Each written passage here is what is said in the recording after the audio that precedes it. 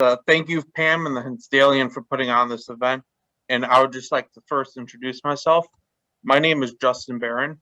I'm from Darien, and I graduated from Hinsdale South in 2017. In high school, I did swimming and water polo all 4 years, along with participating on the cross country team. And I often get asked, why am I running?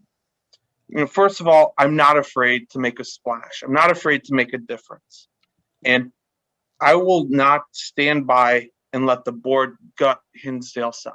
Hinsdale South is treated as the lesser of the two schools. Why wasn't I offered the same classes as students who attend Hinsdale Central? And the inequalities don't stop there. The board sat by and did nothing as enrollment is declining. The attendance zones must be changed to ensure South is properly utilized. It will also save taxpayers money with the district officially using their assets. It would have lowered the cost of the referendum, which would have saved everybody money. I am also opposed to a physics first system, mainly because at Central, the students there had a choice between biology first or physics first. I was never offered that choice. South does not get the same opportunities as Central does. Thank you. All right. Our question is, and I will ask it once, and if anyone would like it repeated, please indicate that to me. I'd be happy to do so. Under the assumption District 86 will continue to strictly adhere to IDPH guidelines and the rate of transmission does not fall, please outline steps you will take to address obstacles such as 6 feet of social distance and lunch so kids can safely return to full-time in-person school in the fall of 2021. First of all, I would just like to say I agree with everybody 100%. I would have the kids back 100% if it was realistic. But unfortunately, as long as Illinois Department of Public Health policies are still in place, unfortunately, the school day is not going to look much more different than it is now. As long as, those restrictions and mitigation efforts are still in place, it's going to look similar to it is now, like I was just saying. And I know over the summer they were looking at breaking those rules, and that kind of seems unrealistic. And I know the community doesn't want to hear that. It's a tough thing to hear when you hear that your child might still be remote, but unfortunately, us as potential school board members, we do have to follow those mitigation rules, and we will do everything in our power to make sure the kids go back like it was pre-COVID. But us board members, potential board members, we can't guarantee that unless you commit to breaking Illinois Department of Public Health rules. Thank you. We'll move on to our second question.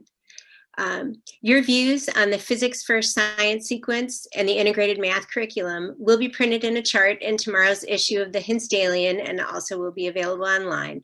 So we'd like you to please briefly state your position on those changes and then use the remainder of your time to discuss what you think the goal of curriculum changes should be. Thank you. I would, like most of the other candidates here, I oppose physics first. I had friends who took biology twice because our students are underprepared if they leave and go to another district and overprepared if they come.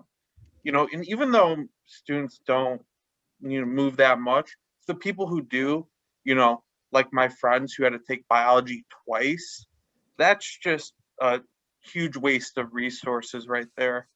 In terms of the math curriculum, I don't really mind it. I would just say not during a pandemic. Let's not implement a brand new curriculum during a pandemic. Let's give it a year. Let's get everyone integrated. go back to kind of what we were pre-COVID. And I would just want to say, I think whenever we're changing the curriculum, I would say the goals is to keep District 86 a great school like it's always been, be a destination for the families in the region to come and send their children to great schools. Thank you. We'll move on to our next question. How should a board member represent the community when the community is divided on an issue? And how should that community input be balanced with recommendations from the administration? Thank you. And I would just want to say, first of all, start off by saying the board is a government body. We are all public officials. We are designed to be transparent. And, you know, when I think about community engagement, I would say the only way the board could be responsive to the public is if the public makes their voice heard.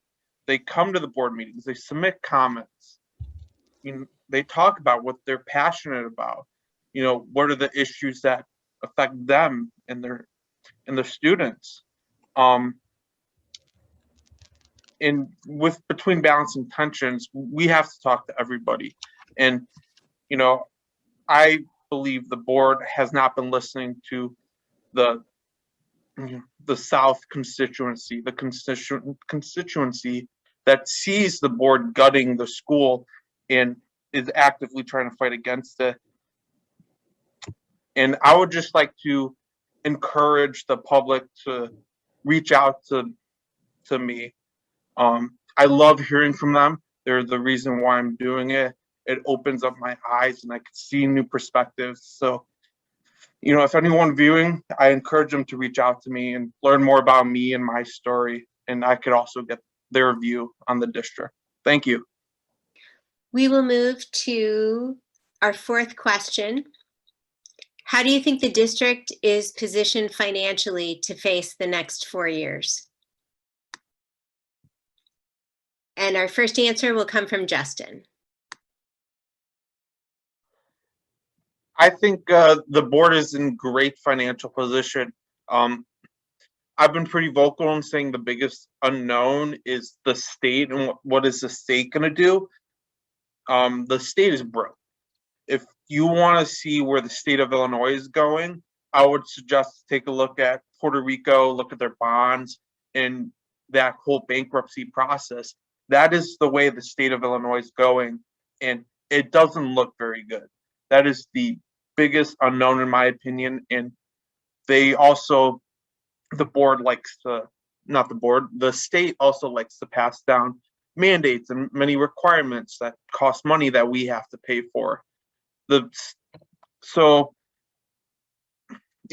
think even though the state's a big unknown, the district is in a great financial position, and we just have to be prepared to weather that storm. And District 86 is real lucky because we have so many resources we could draw on financially. We're lucky, we're a very wealthy community, and we just have to be prepared to use those resources because the state is not going to be there. Thank you. We'll move on to our fifth question. Many of you spent some time addressing communication when we talked about representing the community, but we'd like to dig in a little deeper and have you focus in on what you think is the most important piece or most important pieces of information that need to be conveyed to the community, and what are the best ways to communicate that information. Thank you. I would just start off by saying I completely agree with Marty. We got a similar question on Sunday. Government bodies are designed to be transparent. Everything's a FOIA Act away. If I encourage public wants to say something, come to the board meeting, submit a public comment virtually or in person if you can. And I would just say, I'm disappointed that we didn't, through Sunday and today, that no one asked a question on whether this board is treating both schools equally.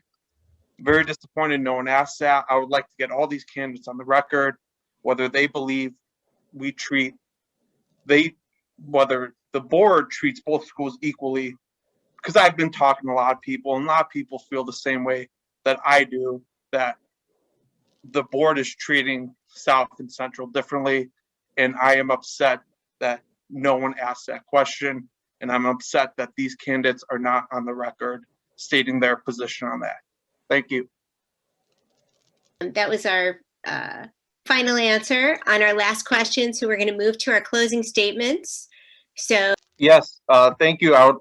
Thank you, Pam, Ken, and the Hinsdalean for hosting this. I thank the viewers in the community who took the time out of their day to come watch us and view us. It means so much. It means so much to me, and I thank everybody for their support. My Facebook page activity doubled since Sunday, so I encourage everyone to come check it out. I am the only candidate who's got full policy explanations, pages and pages and pages of policy, instead of just short little snippets like everybody else. So I encourage people to come check it out, message me, email me. And I would just finally like to thank my family, my friend Jeremy, for doing tons of research, circulating petitions, helping me get this off the ground. And I just thank everybody very much for getting me in a position where I am. Thank you.